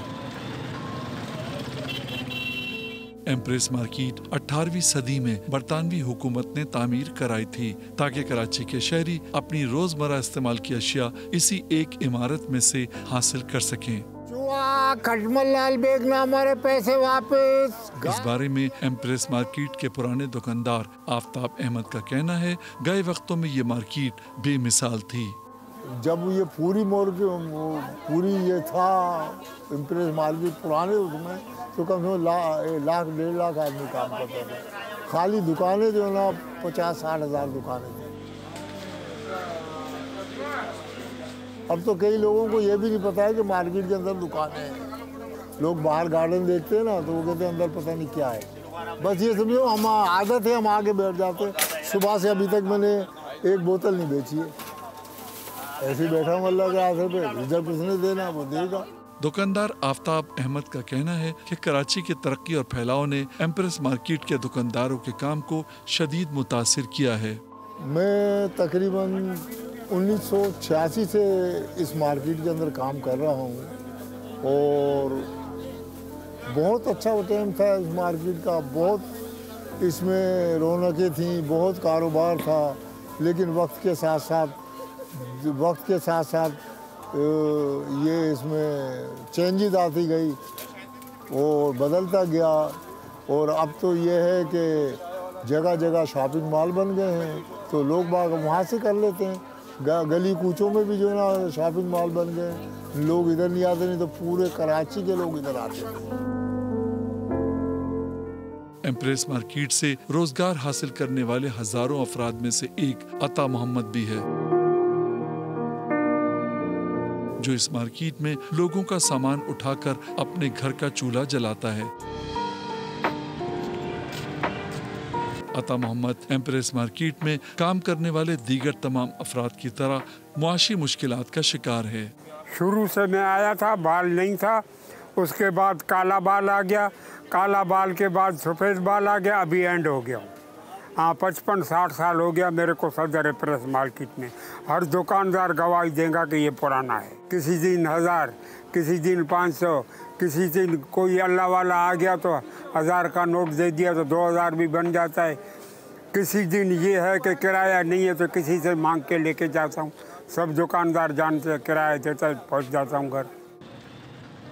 क्वीन विक्टोरिया के नाम पर तामीर की जाने वाली एम्प्रेस मार्केट आहिस्ता आहिस्ता कारोबारी लिहाज से जवाल पजीर है और इसकी वजह कराची के शहरियों का बड़ी तादाद में इस मार्केट का रुख न करना है। 1884 में कायम की जाने वाली एम्प्रेस मार्केट कराची आज भी अपनी एक अलग अहमियत और एक अलग शान रखती है, लेकिन शहर में जगह जगह खुलने वाले डिपार्टमेंटल स्टोर्स की वजह से अब लोग यहाँ कम आते हैं। मगर यहाँ के ताजर और मजदूर उम्मीद रखते हैं कि लोग एक बार फिर एम्प्रेस मार्केट का रुख करेंगे और इस मार्केट में उनके कारोबार को जिला बख्शेंगे। कैमरामैन इमरान शाहिद के साथ रेहान अहमद, समा, कराची।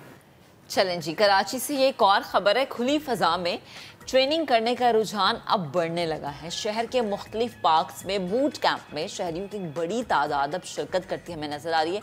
किस चीज़ की ट्रेनिंग करवाई जाती है और क्यों शहरी जो हैं इतना अट्रैक्ट हो रहे हैं, हुज़ैफा खान की रिपोर्ट में आपको दिखाते हैं। भारी भरकम वज़न के साथ आपने लोगों को जिम में तो ट्रेनिंग करते हुए ज़रूर देखा होगा, लेकिन आजकल कराची में खुली फ़िज़ा में ट्रेनिंग करने का एक नया ट्रेंड शुरू हुआ है। ये बूट कैंप क्या है और इस बूट कैंप में किस तरह ट्रेनिंग की जाती है, आइए आपको दिखाते हैं।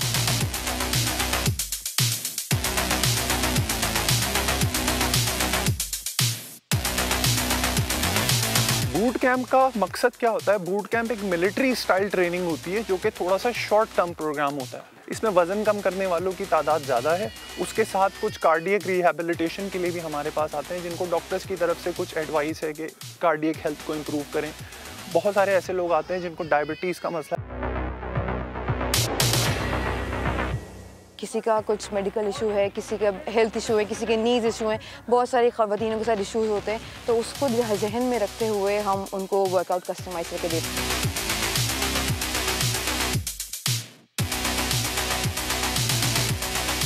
One thing which I observe myself is decrease in my inches. तो although I don't know about my weight loss, लेकिन हाँ मेरे इंचेस में एक डिफरेंस आया है जो मैंने सिर्फ एक हफ्ते में नोटिस किया।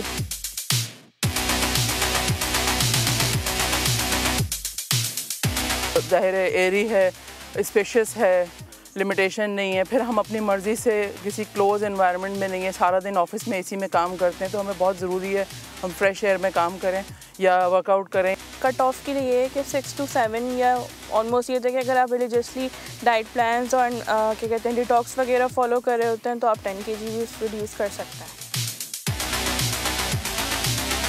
बिल्कुल बूट कैंप में हम मौजूद हैं और बूट कैंप में इंटेंसिव ट्रेनिंग यहाँ पे जारी थी, जैसे कि आपने फुटेजेस में देखा होगी। और हमें ज्वाइन किया हमारे एंकर ने, फैसल भाई खुद भी यहाँ पे ट्रेनिंग करते हैं। फैसल भाई क्या है ये, अभी हमने देखा लोगों को यकीन करें चीखें निकलवा दी, तो कैसा एक्सपीरियंस हुआ? ये तो पहला हफ्ता है। ये इसलिए ज़रूरी है because it is taking us back to our roots. Huzaifa in our days, जब back in 90s, late 99 and all, हम स्कूल से आते थे, शाम में क्रिकेट खेलते थे, पढ़ते थे, स्कूल की हमारी अलग एक्टिविटी होती थी। अब स्कूल हमारे जो 1 रूम 2 रूम स्कूल हो गए हैं, या फिर जहाँ स्पोर्ट्स एक्टिविटी के नाम पे एक दिन मुंह में चम्मच रख के और बच्चों को बोलते हैं यहाँ जाओ, वहाँ से वापस आ जाओ, दैट्स इट। ये हमारी एक्टिविटी रह गई है। तो इसलिए ये वाले सेशंस हमें अपने रूट्स को वापस जाने का लेसन देते हैं। मैंने स्टार्ट डूइंग इट, मेरा वेट 96 kg था और अल्हम्दुलिल्लाह मैं इस वक्त 84 पे हूँ। ये एक बहुत अच्छी एक्टिविटी है हर उस इंसान के लिए जो 9 to 5 नौकरी करता है, जो सीट पे बैठा रहता है सारा दिन, जिसके लिए कोई एक्टिविटी नहीं होती, जिसकी मेंटल स्ट्रेस बहुत ज़्यादा है। मैं खुद अभी 45 प्लस हूँ और बावजूद इसके कि एक इम्प्रेशन ये जिस तरीके से मेंटेन होता है कि जी इस एज में आके जो है वो लोग इस तरह की एक्सरसाइजेज में ना आएँ, लेकिन ऐसी कोई बात नहीं है, क्योंकि यहाँ एक एक्सरसाइज एक प्रॉपर तरीके से कराई जाती है, ट्रेनर जो है वो अकॉर्डिंगली गाइड करते हैं। ये बूट कैंप शहरियों में बहुत मकबूल हो रहा है। शहरियों का कहना है कि ये फिजिकल फिटनेस के साथ साथ उन्हें मेंटल हेल्थ भी प्रोवाइड करता है। कैमरामैन अकबर अली के साथ हुज़ैफा खान, समा, कराची। चैलेंजर फैसल तो खुद भी इसका हिस्सा है। मेहनत देख रहे हैं, देख रहे हैं वही मेहनत, फैसल की मेहनत इंशाल्लाह जो है ना ये हम सबको इंस्पायर करेंगे, हम लोग भी ज्वाइन करेंगे। मैं तो मुझे तो कोई वो नहीं है ज्वाइन करने का, जो लोग देख रहे हैं ना मुझे वो ज्वाइन करेंगे फैसल को। It's not about weight loss, it's about being fit. मतलब लाइक आपका ये मी टाइम है भैया, आप इसमें फ्रेश होते हैं। आप सिर्फ इसलिए नहीं जाएंगे जी आपने कोई एक्सरसाइज करनी है, आप देखिए आप फ्रेश होने के लिए जा रहे हैं, ठीक है। अच्छा जी, अब हम आपको बताने वाले हैं कि आप मजीद कैसे फ्रेश हो सकते हैं, आपका हफ्ता, आपका आने वाला वक्त कैसे गुजरेगा। ज्वाइन आप हमें कर सकते हैं। आपकी किस्मत में क्या लिखा है, क्या चीज़ आपको मिलने वाली है, किस्मत के सितारे, क्योंकि इस चीज़ का जो है ना थोड़ा ताल्लुक सितारों से भी होता है। तो क्या वो कहते हैं, टैरो कार्ड रीडर उनसा शाह इस वक्त हमें ज्वाइन कर चुके हैं। अस्सलाम वालेकुम, गुड मॉर्निंग, कैसे हैं आप? वालेकुम सलाम, गुड मॉर्निंग, कैसे हैं आप दोनों? अच्छा, हम तो अल्हम्दुलिल्लाह बिल्कुल ठीक है। लोगों के बारे में बताएं, लोग ठीक होंगे या नहीं? मतलब मैं वही सवाल कि भाई जो लोगों की परेशानियाँ होती हैं ना। अच्छा वैसे उनसे जब लोग आते हैं आपके पास, सबसे ज़्यादा सवाल क्या होता है? देखिए फीमेल्स के जो प्रॉब्लम्स होते हैं वो ज़्यादातर रिलेशनशिप के इश्यूज़ होते हैं, ठीक है, शादी से रिलेटेड इश्यूज़ होते हैं, फैमिली इश्यूज़ होते हैं। और मेल जो है वो ऑब्वियसली काम से रिलेटेड उनके इश्यूज़ होते हैं, बिजनेस, कैरियर, फाइनेंसेस। जाहिर है वो अपने घर का पूरे एक जिम्मेदारी उन पे होती है, तो वो ज़्यादा उनको कंसर्न होता है। ओके, बाकी फीमेल्स का यही, शादी जिनकी शादी नहीं होती है वो शादी के लिए परेशान होते हैं, जिनकी शादी हो चुकी होती है वो शादी के बाद के मसाइल से। ये कहते हैं आपसे आगे दूसरी शादी के बारे में जी बताएंगे, अपने दूसरी शादी करनी है, ऐसा होता है? हाँ बिल्कुल, जो ख़वातीन है ज़ाहिर है उनकी जिनकी डिवोर्स हो चुकी है या विडो है तो वो दूसरी शादी करने के बारे में ऑब्वियसली पूछते हैं। जो मेल हैं, मर्द हजरात हैं, वो भी शादीशुदा हो दूसरी शादी के बारे में पूछते हैं, अगर नहीं है तो भी पूछते हैं। चलें जी, हमारा नंबर इस वक्त स्क्रीन पे फ्लैश हो रहा है, आप फोन उठा सकते हैं, कॉल मिला सकते हैं। आपने करना ये अपना नाम उनसा और अपनी डेट ऑफ बर्थ शेयर करें, पूरा नाम बताइए और सवाल जरूर पूछना है आपने। रेलिवेंट क्वेश्चन बताएं ना कि भाई आपका सवाल आपके कारोबार से मुतालिक है, रिश्ते से मुतालिक है, बाहर जाने से, बाहर वापस आने से, जो भी मुतालिक आपका सवाल है वो सवाल जरूर क्लियर होना चाहिए। ऐसा ना हो कि नाम और आप डेट ऑफ बर्थ बता दें फिर हम क्या करें, आपको बर्थडे विश करते हैं आपको। तो भैया और सबसे जरूरी बात है कि जब आप फोन मिलाएंगे तो प्लीज टीवी का वॉल्यूम बंद कर दीजिएगा, क्योंकि हमारी हमेशा ये रिक्वेस्ट होती है, ना आपका सवाल हमें समझ आ पाता है और ना ही हमें आपका नाम और डेट ऑफ बर्थ समझ आती है। अच्छा, चूंकि मैं आपसे हमेशा ये पूछती हूँ कि जी ये जो कार्ड्स हैं कि इनका ताल्लुक हमारे स्टार हाउसेस से होता है या नहीं, तो किसका सितारा जो है, कौन सा स्टार इस वक्त बहुत ज़्यादा गर्दिश में है? ज़्यादा गर्दिश में कौन से हैं? 2-3 सितारे हैं। अच्छा। जो सूरज ग्रहण अभी रिसेंटली हुआ है तो उसकी वजह से लियो जो है ऑब्वियसली सन से रिलेटेड है, तो उसका जो प्लैनेट होता है लियो का सन होता है, तो वो इफ़ेक्ट हुआ है मेनली। जो इफ़ेक्ट हुआ है लियो, और उसके साथ साथ जो एरीज़ है जिनका प्लैनेट जो है वो फायर है, एलिमेंट जो है फायर है, तो एरीज़ है, सेजिटेरियस हो गया, उसके साथ साथ जो है लिब्रा, ये 3-4 स्टार्स जो हैं और वर्गोस का बता दें, मैंने हाथ खड़ा कर दिया, मैं वर्गोस वैसे जब भी मैंने वर्गोस जो कहते हैं बड़ा अच्छा जा रहा है यार, वर्गो तो हाँ आप वर्गो हैं? 7 सितंबर भाई, ये तो वर्गो कहते हैं। तो मुझे पता ही नहीं था भाई, मैं बोलूं कि आप इतनी ब्रिलियंट क्यों हैं? नंबर वैसे देखें ना, आपका 7 नंबर बनता है, ये लोग बड़े स्पिरिचुअल होते हैं, इंट्यूटिव होते हैं, और वर्गो वाले वैसे भी हार्ड वर्किंग होते हैं, बड़े फोकस होकर काम करते हैं, लेकिन ज़ाहिर है हर स्टार में कुछ खूबियां भी हैं तो खामियां भी हैं। तो वर्गो वाले जो हैं वो ज़्यादा जो है स्टबन होते हैं, यानी कि ज़िद्दी बहुत होते हैं। ये मेरे घर वालों से मेरी अम्मी अभी देख रही होंगी, कहेंगी उन्होंने दिल की बात की है, कितनी ज़िद्दी हमारी बेटी है। हाँ बिल्कुल ऐसे ही है। जो चीज़ उनके दिमाग में बैठ जाए ना एक दफ़ा, वो जब तक वो कर ना लें, जब तक उनको सुकून चैन नहीं मिलता। तो ये हर ऑब्वियसली हर स्टार की अपनी एक वो खूबी और खामी होती है। सही है। स्कॉर्पियो के हवाले से, स्कॉर्पियो मेरा अपना स्टार स्कॉर्पियो है, तो ये वाटर साइन होता है, एलिमेंट। ये लोग बड़े इमोशनल होते हैं, इमोशंस जो है इनकी वीकनेसेस होती है, सेंसिटिव होते हैं, और जासूस भी बहुत अच्छे होते हैं। अगर जासूसी करवानी है तो स्कॉर्पियन से करवा ले। आपका स्टार तो नहीं है स्कॉर्पियो? ओके, नहीं मेरा नहीं है, बस थोड़े बजे मिसेस तारिक फैसलाबाद से। जी मिसेस तारिक, बताइए अपना आप पूरा नाम बता दीजिएगा, date of birth and your question please. जी मिसेस तारिक। जी जी वालेकुम सलाम।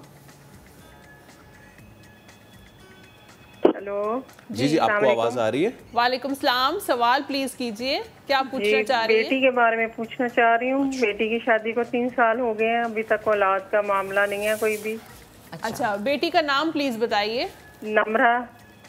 नम्रा, डेट ऑफ बर्थ अगर बता दें। अगर 17 सितंबर। 17 सितंबर, ईयर क्या है? 1993। अच्छा, औलाद के बारे में ये पूछना चाह रही हैं। तो देखिए, थोड़ी मुझे लगता है कि नम्रा में कमज़ोरी नज़र आ रही है, कोई इनर वीकनेस नज़र आ रही है, और प्रॉपर उनको जो है वो ट्रीटमेंट की ज़रूरत है। बिल्कुल औलाद मुझे नज़र आ रही है, 2 बच्चे नज़र आ रहे हैं, इंशाल्लाह हो जाएंगे, लेकिन आपको लग के ट्रीटमेंट करवाना पड़ेगा। अगर थोड़ी भी कोताही हुई या कमी रह गई तो ऑब्वियसली फिर आगे जाके बहुत प्रॉब्लम होंगी। सही है। और अगेन वही बात कि ये तो अल्लाह के हाथ में होता है ना, इंसान सिर्फ कोशिश कर सकता है, लेकिन कोशिश भी आपकी पूरी होनी चाहिए, राइट डायरेक्शन में होनी चाहिए। देखिए, आप बाद में ये ना अल्लाह ताला के हाथ में तो हर चीज़ है, ठीक है, हम उनके जो है हुक्म के या उनकी मर्जी के मुताबिक कुछ भी नहीं कर सकते, लेकिन ये है कि ज़ाहिर है हमें गाइडेंस की ज़रूरत होती है कि हमें किस तरीके से डायरेक्शन में जाना है। हम ना मुझे लगता है कि हम ना बहैसियत इंसान समझ नहीं पाते हैं कि हमने डायरेक्शन क्या लेनी है। हम कभी कभी गलत ट्रैक चूज कर लेते हैं अपनी ज़िंदगी में, जिसकी वजह से हमें बहुत ज़्यादा मुश्किलात होती हैं, और फिर इन्हीं ट्रैक्स की वजह से आपके पैसे भी ज़ाया हो रहे होते हैं, आपका वक्त भी ज़ाया हो रहा होता है। तो प्लीज़ आप एटलीस्ट किसी से पूछ लें, कंसर्न करें, लेकिन वो भी सही बंदा हो। ज़रूरी नहीं है एस्ट्रोलॉजी या टैरो कार्ड्स आपको फ्यूचर के बारे में बताएं कि आगे मुस्तकबिल में आपके क्या होगा। आप इसको एज अ गाइडेंस ले सकते हैं।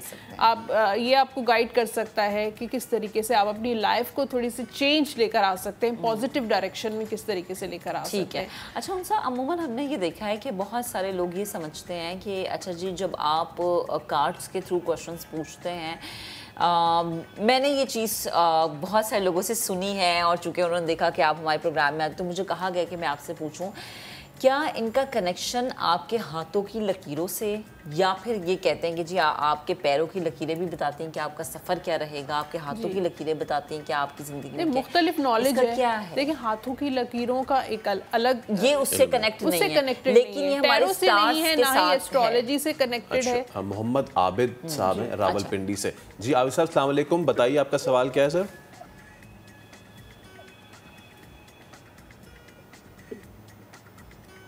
जी आबिद साहब, आप सुन सकते हैं हमें? जी आबिद साहब, अपना सवाल बताइए प्लीज। हेलो जी, आप क्या पूछना चाह रहे हैं? प्लीज सवाल बताइए। सवाल तो लेडीज बात कर। ठीक है, चलें जी, दोबारा आप कॉल में ला लें, दोबारा आप ट्राई कर लें। और अगेन वही कि जब आप कॉल करें तो प्लीज़ टीवी की आवाज़ आप कम करें ताकि आपकी आवाज़ हम तक सही तरीके से पहुंचे। और अपना नाम, अपनी डेट ऑफ बर्थ और जो भी रेलेवेंट क्वेश्चन है, इवन अगर आप अपनी बेटी बेटे के बारे में भी कुछ पूछना चाह रहे हैं तो फिर बेटे का नाम और बेटे की डेट ऑफ बर्थ और जो उनका ईयर है वो प्लीज़ ज़रा, क्योंकि हमारे पास वक्त थोड़ा कम होता है तो हम चाहते हैं कि ये थोड़ा जल्दी हो जाता है कि आप सोच के फिर जो है ना, हाँ, फिर आप कॉल करें कि सवाल आपने करना क्या है।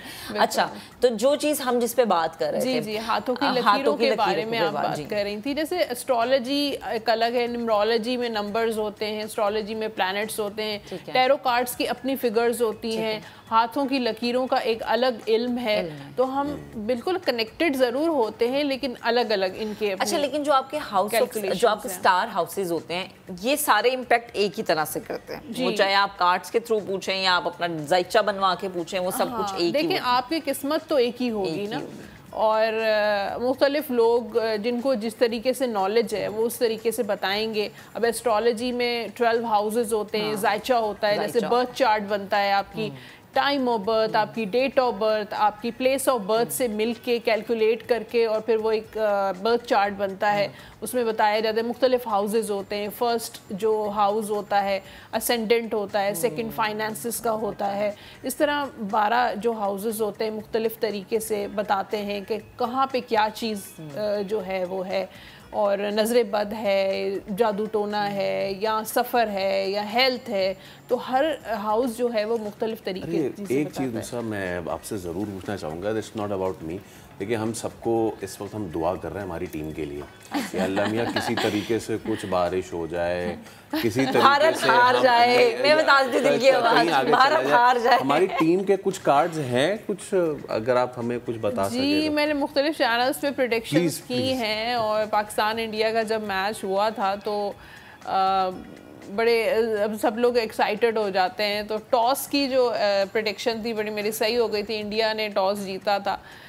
लेकिन अब ये है कि पोजीशन तो बड़ी वीक है, लेकिन फिर भी हम देख लेते हैं कि क्या है। देखिए, एनर्जी बड़ी स्लो है, हर्मिट का कार्ड है, हर्मिट का कार्ड है। ये कार्ड कहता है कि बड़ी मतलब वो परफॉर्मेंस नहीं है पाकिस्तान टीम की जो उनको देनी चाहिए, तो बहुत स्लो परफॉर्म कर रहे हैं। इनको थोड़ा सा, इनको कोई सपोर्ट चाहिए किसी चीज की, क्या चीज़? मुझे लगता है कि या तो पाकिस्तानी टीम को नजर बद भी है, नजर लगी हुई है, कोई जो उनके सितारे हैं ना पाकिस्तानी टीम के वो जरा खराब चल रहे हैं, गर्दिश में है। ये किसी और को नजर नहीं लग रही, भाई हमारे बाबर को क्यों नजर लग गई है? इतने अच्छे बाबर हमारे। ये कार्ड है क्वीन ऑफ कप्स का, ये कार्ड फोकस का कार्ड भी होता है कि जितना फोकस होना चाहिए काम में, परफॉर्मेंस में, उतना नहीं है फोकस। हालांकि मुझे लगता है कि ये टीम जो है वो अभी भी लोगों की फेवरेट है। अच्छा। लोग अभी भी बहुत ज़्यादा चाहते हैं, पसंद करते हैं आपके प्लेयर्स को, आपकी क्रिकेट टीम को। जिस तरीके से क्रिकेट देखी जाती है पाकिस्तान में,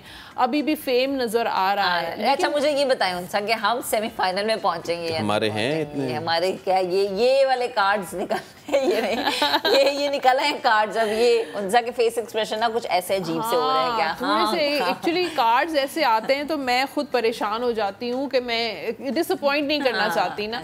लेकिन देखें, कार्ड्स हैं, 8 ऑफ सोर्ड्स का कार्ड है, 10 ऑफ कप्स का कार्ड है, हैंगमैन का कार्ड है। देखें, आप खुद देखें, कार्ड्स इतने अच्छे नहीं हैं। मुझे लगता है कि इस वक्त बड़ी टीम जो है ना वो इनसिक्योर नज़र आ रही है, स्टक नज़र आ रही है। उसको खुद समझ नहीं आ रहा कि किस तरीके से जो है वो मैच को आगे लेके जाया जाए या सेमीफाइनल में तक पहुंचा जाए। इनको है बहुत ज़्यादा कि आगे तक बढ़े, लेकिन मुझे लगता है कि अगर बहुत मुश्किल से अगर गई भी तो सेमीफाइनल में जाएगी, वो भी दुआओं से।